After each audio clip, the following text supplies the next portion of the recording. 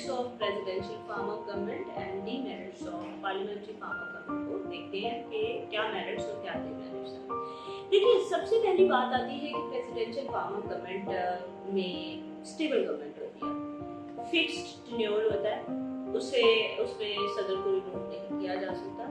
सदर को रिमूव करने का सिर्फ एक ही तरीका है, इम्पीचमेंट, और वो प्रोसेस इतना मुश्किल होता है कि यूनाइटेड स्टेट्स ऑफ अमेरिका में भी कभी कंप्लीट नहीं हुआ, इतने 100 साल गुजरने के बावजूद। जबकि पार्लियामेंट्री फॉर्म ऑफ गवर्नमेंट में देखें तो एक वोट ऑफ नो कॉन्फिडेंस, अभी पाकिस्तान में भी चेंज ऑफ रजीम हुआ है, प्राइम मिनिस्टर इमरान खान को निकाल के तो प्राइम मिनिस्टर शहबाज शरीफ आए। जस्ट एक वोट ऑफ नो कॉन्फिडेंस से मोशन से शुरू हुआ और चेंज ऑफ रजीम हो गया।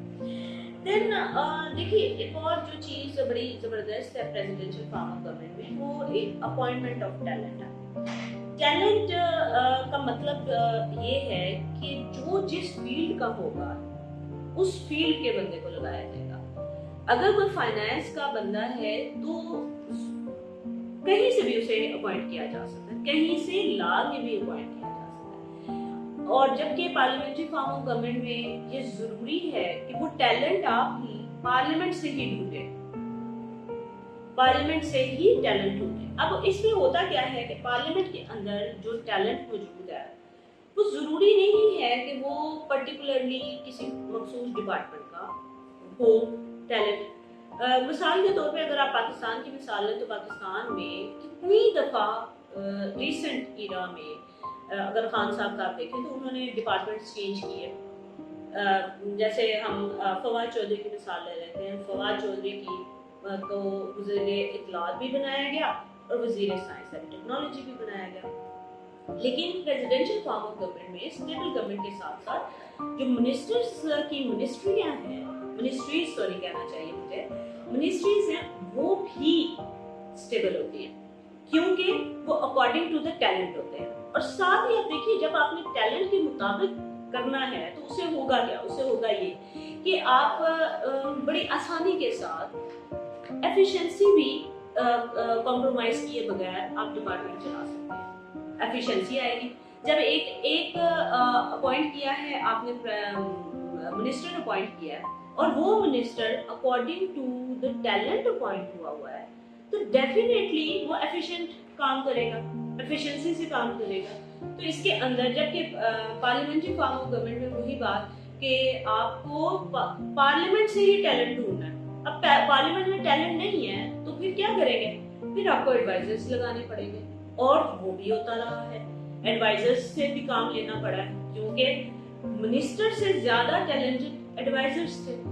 देन आप देखिए, सेपरेशन ऑफ पावर एक बहुत जबरदस्त चीज है। पार्लियामेंट्री फॉर्म ऑफ गवर्नमेंट में इतनी कंप्लीट सेपरेशन ऑफ पावर नहीं होती जितनी प्रेसिडेंशियल फॉर्म में होती है क्योंकि उसमें लिमिटेड सेपरेशन ऑफ पावर है। और सेपरेशन ऑफ पावर एक ऐसी चीज है जिसको अगर आप देखें तो वो आपके टैलेंट को एफिशिएंट तरीके से काम करने में मदद देती है सेपरेशन ऑफ पावर, क्योंकि आपको पता है कि गैर जरूरी इंटरफेरेंस नहीं होगी। मैं जो काम कर रहा हूँ, मैं जो काम कर रही हूँ, ये according to rule and regulation और फुल अथॉरिटी के साथ काम कर रही हूँ। सो ये भी एक बड़ी जबरदस्त बात है। और पार्टी पॉलिटिक्स की पोलराइजेशन जितनी पार्लियामेंट्री फॉर्म ऑफ गवर्नमेंट में होती है उतनी प्रेसिडेंशियल फॉर्म ऑफ गवर्नमेंट में तो बिल्कुल भी नहीं होती। पोलराइजेशन क्या है? पोलराइजेशन यानी आपको डिवाइड कर दिया जाता है ना। तो पार्टी पॉलिटिक्स जाहिर है आपके जो प्राइम मिनिस्टर है, जो कैबिनेट है, that is dependent upon legislature, that is dependent upon parliament. तो पार्लियामेंट में पार्टी पॉलिटिक्स मौजूद होती है, जबकि प्रेसिडेंशियल फॉर्म ऑफ गवर्नमेंट में प्रेसिडेंट और उसकी कैबिनेट लेजिस्लेचर के ऊपर किसी तरह से भी डिपेंडेंट नहीं होती। तो उन्हें इस बात की परवाह भी नहीं होती कि पार्टी पॉलिटिक्स इस वक्त क्या कर रही है।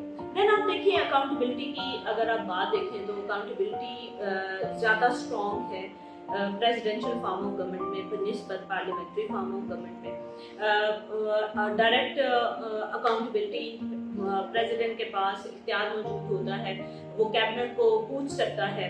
जबकि आप देखिए प्राइम मिनिस्टर समेत उस तमाम कैबिनेट जो है वो रिस्पॉन्सिबल है, पार्लियामेंट की को रिस्पॉन्सिबल है, जवाबदेह है, पार्लियामेंट को जवाबदेह है और जवाबदेही होती भी है। और उसके अलावा भी कैबिनेट के अंदर भी किसी एक के पास पावर नहीं होती, वो पावर भी प्राइम मिनिस्टर के पास सोलली पावर भी नहीं होती। तो ये एक बड़ा फीचर है। जबकि प्रेसिडेंशियल फॉर्म ऑफ गवर्नमेंट में प्रेसिडेंट के पास यानी सिंगल हैंडली वो पावरफुल होते हैं, वो अकाउंटेबल भी ठहरा सकते हैं। फिर पॉपुलर गवर्नमेंट जो है वो भी ज़्यादा आज अगर आप देखें तो वो प्रेसिडेंशियल फॉर्म ऑफ गवर्नमेंट इस तरह से है कि सोलली चूंकि आपने एक बंदे के लिए इंतखाबात कराने हैं तो वो ज़्यादा बेहतर तरीके से हो सकता है। Last but not the least is कौन सी सोसाइटीज के अंदर कौन सा फॉर्म ऑफ गवर्नमेंट बेहतर है।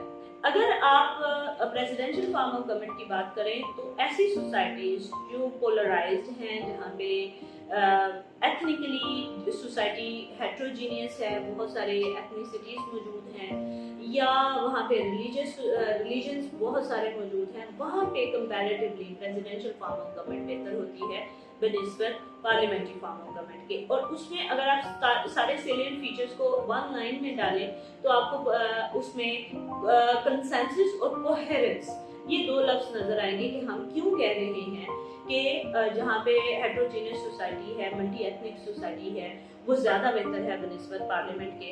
क्योंकि सिंगल हैंडेडली पावर एक इंसान के पास पावर होती है, सेपरेशन ऑफ पावर होती है, और इन सारी चीज़ों की वजह से वो ज़्यादा बेहतर तरीके से आवाम के साथ चल सकते हैं, खुसूसन ऐसी सोसाइटी जहाँ पे एथनिसिटीज ज़्यादा हैं और रिलीजन ज़्यादा है।